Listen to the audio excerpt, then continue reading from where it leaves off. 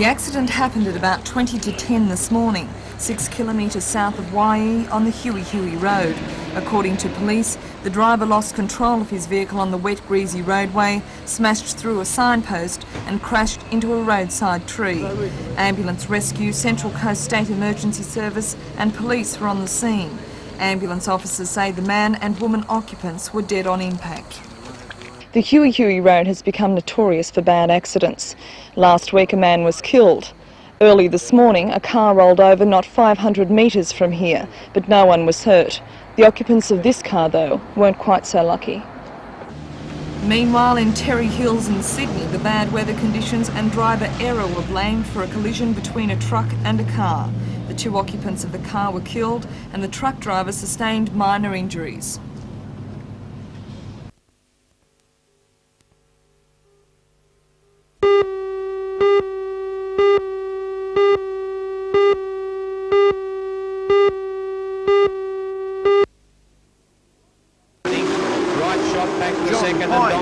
Cowboy Wilford line up as favourites by a whisker, but that's when the problem starts. No less than 8 others are capable and very determined to win the prestige race. Ron Pine, brother of John, will not show any brotherly love or team spirit, as shown in the US Test Series, nor will back to form Ralph Ranger. Other strong contenders include Don McEwen and Singleton's John Smith, both of whom some say should have been considered for the Test representation after recent great form. The championship tomorrow night will be run over 3 10-lap heats and a 20-lap final. And John Pine is scorching up on the outside. Don McEwen going through on the...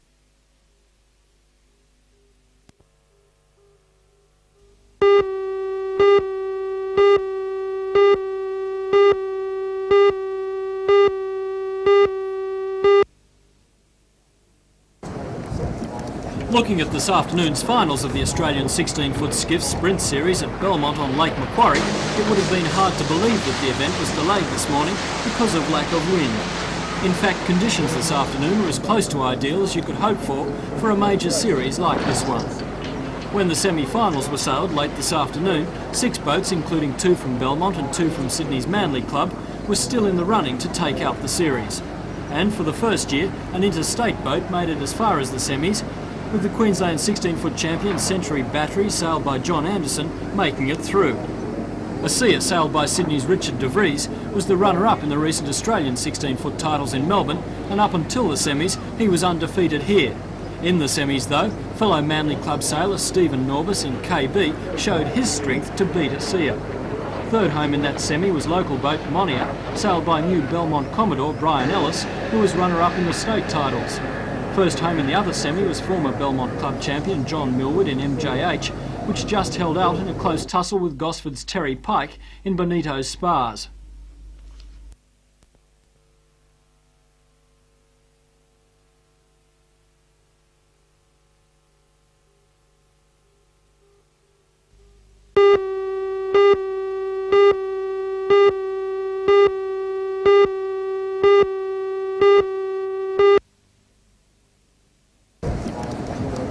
Looking at the finals of the Australian 16-foot skiff sprint series at Belmont yesterday afternoon, it would have been hard to believe that the event was delayed in the morning because of lack of wind.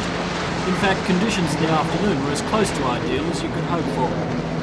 When the semis were sailed late in the day, 6 boats, including 2 from Belmont and 2 from Sydney's Manly Club, were still in the running.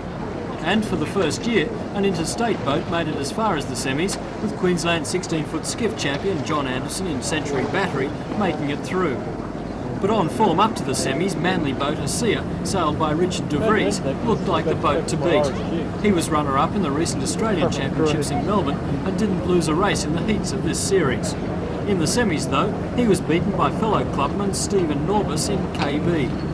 KB went from strength to strength and outsailed the rest of the field to take out the sprint series.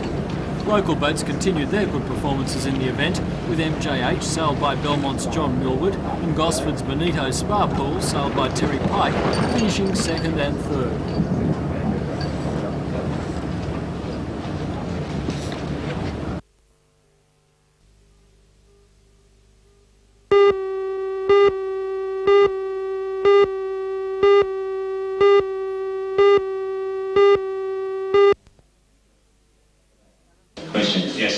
At a heated meeting at Adamstown Junior Soccer Club last night, representatives of the Newcastle Junior Soccer Association and the NSF aired their sides of the story on plans by the NSF to introduce an elite competition for young prospects in the area. The plan is to introduce a competition to be called the Super League for 13, 14, 15 and 16-year-old players under the auspices of the Senior Federation. The Junior Association is angry because they say it will lead to the running down of their competition and, in short, they believe the NSF is taking their traditional responsibility. The Northern Soccer Federation, on the other hand, says the competition will raise the standard of soccer in the area, as the juniors will receive specialised training at an earlier age than they currently enjoy. It plans to introduce the competition this year. Discussions between the two administrative bodies will be held later this week in a bid to resolve the situation.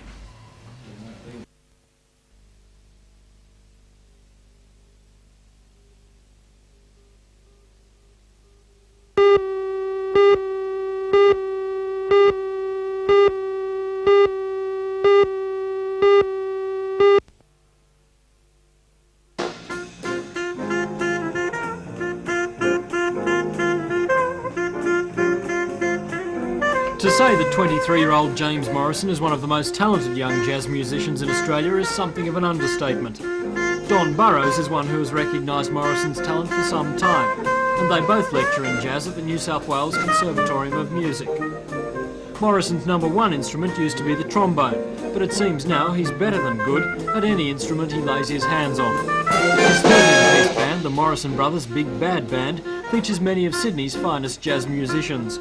Most play in other bands as well, but when the big band comes together, they're one of the country's best outfits. The band has 2 albums out, one recorded live in the vineyard. They toured Japan last year, and in '86, plans include a trip to Dallas, New York, Vancouver, and possibly on to England.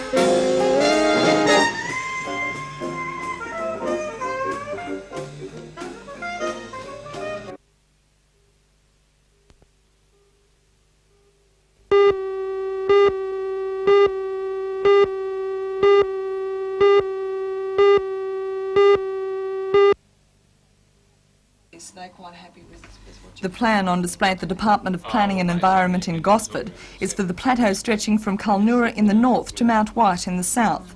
It was compiled because there are a number of conflicting land demands competing for the area, and the Wyong and Gosford councils needed a clear-cut planning guide for the future developments.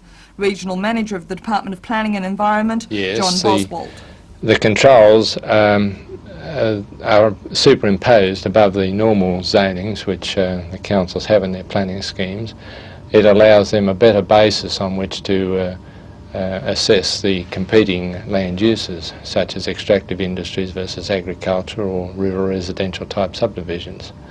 It provides a set of guidelines or policies which they must use in order to make the judgments. Mr Boswald says it's important to maintain the agricultural character of the area. Agricultural land is now becoming a scarce resource. We've seen the way Sydney is developing out west, and that's using up land, so it's important to keep this particular area. It's had a long tradition as an agricultural area, and it's proven its proven productivity, and it's necessary here because, again, it's in close proximity to urban development, so land speculators are likely to move in and seek to establish hobby farms, and which are going to upset the valuations of the land and make it less attractive for the proper farmer, the true farmer, to invest. And as you know, they have to get some return on their investment, which may not come for 6 or 7 years after planting.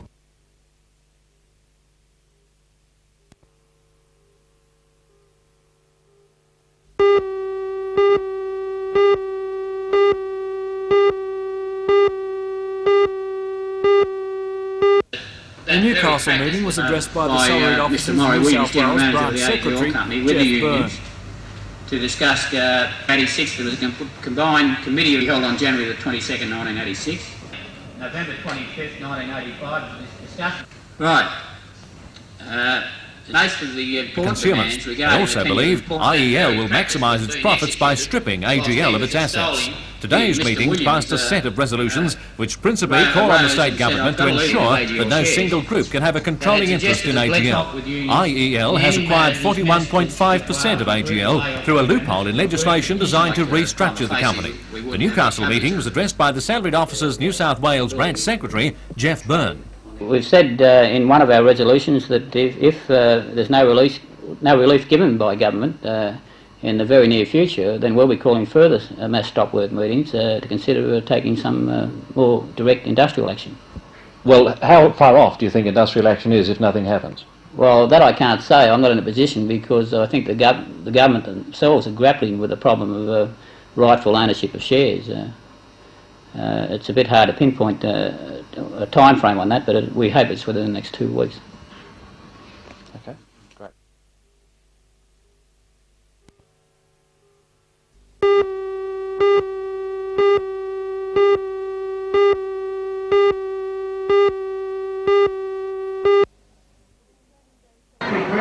The Australia Day celebrations are well underway at Charlestown Shopping Square. Red, white and blue streamers adorn the shops and Aussie flags are flying from almost every corner. Scenes depicting the obviously Australian aspects of everyday life attracted onlookers, with some people touching these two old characters to see whether they were real or not. Shopkeepers got into the spirit of the occasion with these girls dressing up as Australian girls. The Commonwealth Bank has become a barn for the week, complete with hay bales between the tellers. The children were entertained with face painting, and a bushband played the music that is well entrenched in our culture. Some even took the opportunity to dance a jig with the obligatory swagman who had sauntered in for the celebrations.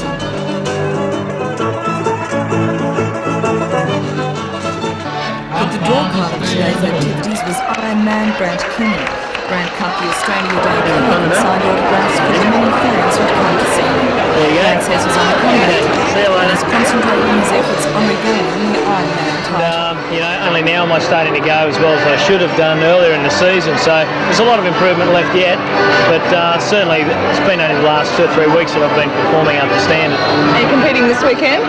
Yes, in Maroochydore, big carnival up there, and have to see how I go. A lot of competition, a lot of guys flying in from all over the country, so the best guys will be there.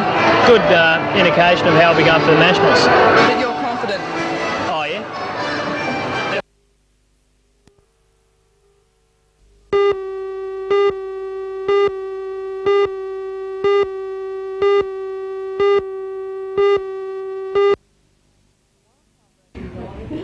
The Waratah Rotary Club was inspired to raise the $2,500 for the infusion pump because one of its members has a son using the equipment. Andrew Jenkins is suffering from leukemia and has spent many hours on an infusion pump similar to the one that was donated today.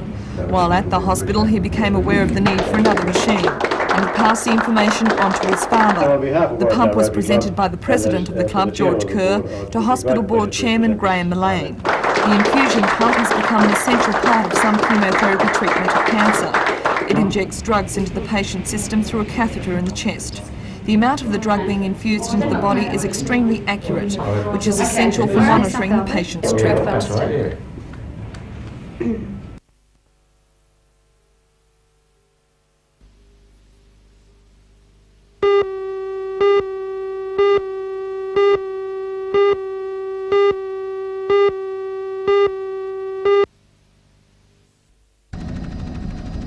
This is the first vessel in the BHP fleet to be called Iron Newcastle, and the first vessel to have recognised Newcastle, Australia in its name for 100 years.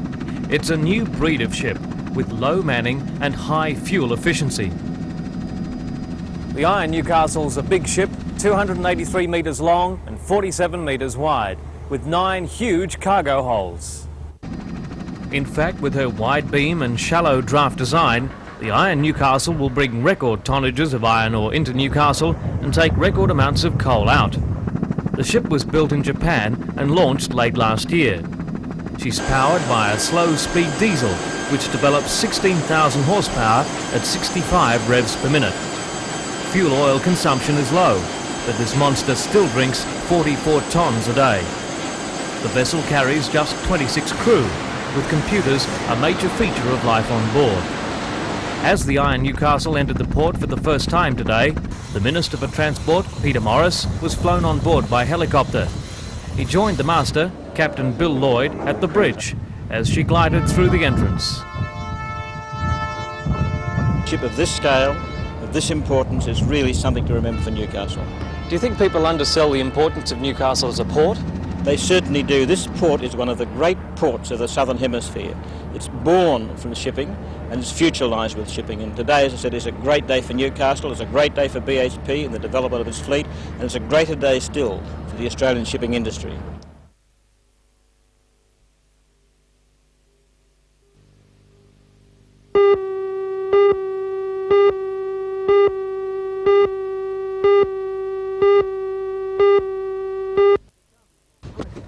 The County of Northumberland Championships is considered the strongest tennis tournament outside the metropolitan area. This afternoon, Newcastle tennis star Peter Doohan met long-time local opponent Brian Williams in the men's finals. Doohan is reigning Australian hardcourt champion and has spent the last few weeks playing in New Zealand. Play in the final was entertaining, but it was largely a case of the professional playing the weekend player. Williams took many fine points from Doohan, but in the end Doohan proved too strong and won the match 6-1, 6-3 in just 3/4 of an hour. In the final of the women's, reigning champ 16-year-old Tracy Moyle met Gina Fogarty. In a close and hard-fought match, Moyle won the first set 6-4, lost the second 4-6 and then came home 6-3 in the decider to retain her crown.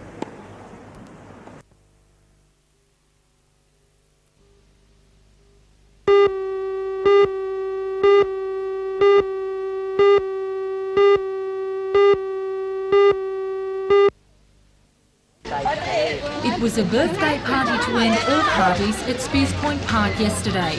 In the wind-up celebrations for the Lake Macquarie Council Australia Day Festival, thousands of people turned out for the occasion. The weekend is an important event, especially for new Australians. Lake Macquarie Mayor Jeff Pasterfield and Member for Shortland Peter Morris welcome new citizens at a special naturalisation ceremony. Member for Charlestown Richard Face also joined in the spirit of the day, escorted by his clan under the Lake Macquarie Police Youth Club pipe band. The Newcastle Cycleways movement highlighted our sporting spirit, arriving after a long trek from the International Sports Centre. For most, the day was spent enjoying the fine weather and the light entertainment. For the younger Australians, there was the sideshows, stalls and theatre groups, and even a spectacular skydiving exhibition. Twilight fell and the evening's entertainment got underway with popular local band Vegemite Reggae. Then, to officially close the weekend of festivities, a colourful fireworks display wound up yet another year of celebrations. Organisers have hailed the day as a huge success and are already making plans for the biggest party, our bicentennial birthday in 1988.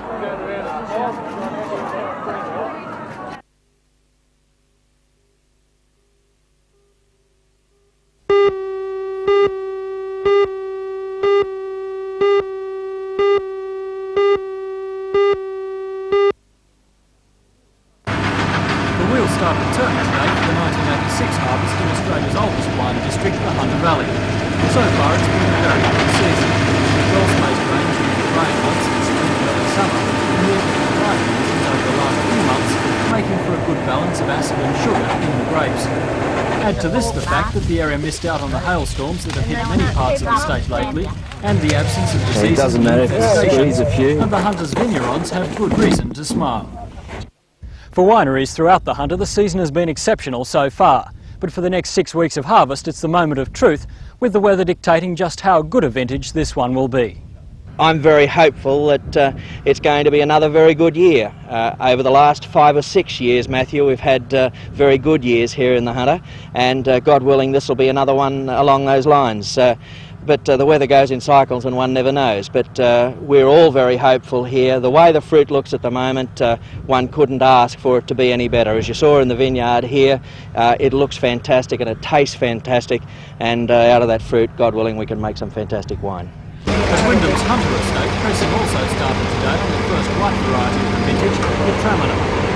McGuigan is managing director of the internationally successful Wyndham Estate Group. He says he sees the style of Hunter I think perhaps our styles are changing a little, perhaps to be a little bit lighter and more elegant, particularly in red wines, because in this fairly warm climate that we have here in the Hunter Valley and in New South Wales generally, I think consumers are looking for lighter, more elegant wines, wines that are more refreshing to drink. For vignerons like McGuigan, the next 6 weeks will be the tensest time of the year, with the success of the vintage now in the hands of the weather.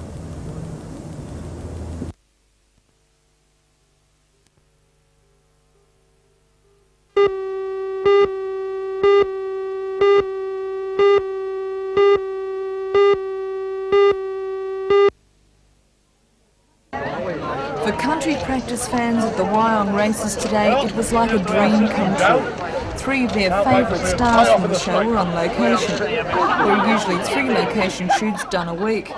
They're necessary to ensure the show keeps that country character, but according to the producer-director, Bruce Best, this is one of the longest distances the cast and crew have had to travel. The hams at Wyong didn't mind helping out as extras for the episode, where the Wandon Valley crowd were using different systems to win at the races. In real life, Sid Halen, who plays Cookie, says he's not a betting man. Punting, is that one of your pastimes? Not really. Like racehorses and like going to the races, but I'm not a big punter. And what about any systems? Now, this particular story is about systems. Do you have any systems? No, we don't have. I don't really have a great system. I just pick them out of the book with a pin. Good system. Do you win or lose? Lose all the time. Does anybody win? That's fine, thank you.